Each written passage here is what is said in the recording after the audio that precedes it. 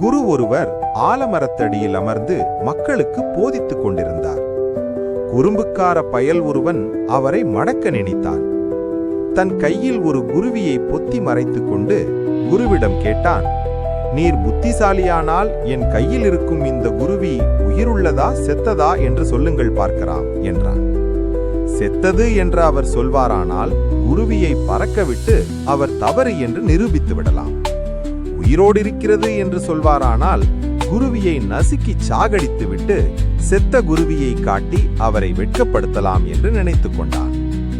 குரு சொன்னார், குருவி உயிரோடிருப்பதும் சாவதும் உன் கையில் அல்லவா இருக்கிறது. இந்த குருவி உன்னிடம் இரக்கம் பெறட்டும். கடவுள் உன்னை ஆசீர்வதிப்பார். சிறுவன் வெட்கி குருவியை பறக்கவிட்டான்.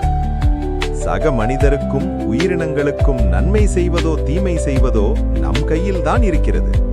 நன்மை செய்தால் கடவுள் நம்மை ஆசீர்வதிப்பார்.